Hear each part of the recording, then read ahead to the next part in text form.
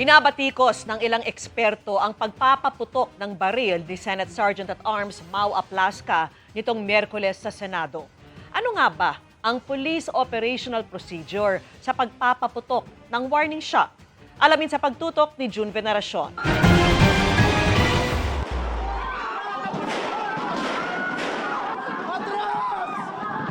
Tukoy nang siya ang unang nagpaputok sa Senado nitong Miyerkules bilang anyay warning shot. Pero nanindigan si Senate Sergeant at Arms Mau Aplasca na wala siyang nalabag. Naalarma lang umano sila sa mga may armas na inakala nilang papasukin ng Senado. Yan ay kahit aminado siyang nagpakilala naman sa kanila ang mga taga-NBI nang tanungin niya sila. Nung sinabi namin na bakit kay armado, ibaba niyo yung mga baril nyo, instead of lowering down the firearm, tinaas po nila yung baril, kaya nagpaputok po kami ng warning shot. Nagpakilala ng NBI, ang sagot ni General Aplasca, o saan ako? Stand down tayo ha. O, team, stand down. Di ba? Walang magpapaputok. Pero hindi po eh. Ang ginawa niya, nagpaputok siya. Nangatwiran pa si Aplasca na isang retiradong police general na ilang dekadang nagserbisyo sa Philippine National Police o PNP. Bakit ho? Ito po ay kasama sa aming standard operational. Pero mismong PNP ay nagbabawal sa kanilang hanay sa walang pakundangang mag-warning shot. Sa ilalim ng police operational procedure sa paggamit ng baril, pinapayagan lang ang warning shot kung outnumbered at overpowered ang pulisya at may nakaambang imminent danger sa kanyang buhay. So we do not use the warning shots. It is because delikado, no?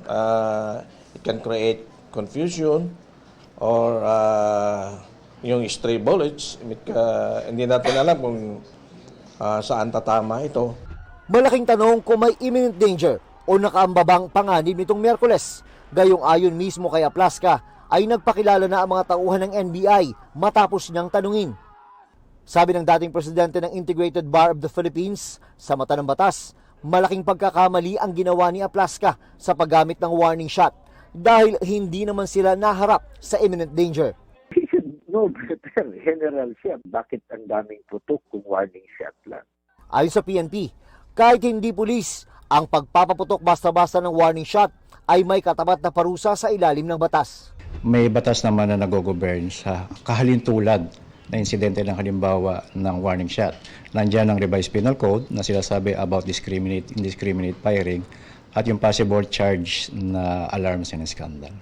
Sa ngayon, hawak at pinag-aaralan na ng PNP ang mga CCTV footage mula sa loob at labas ng Senado.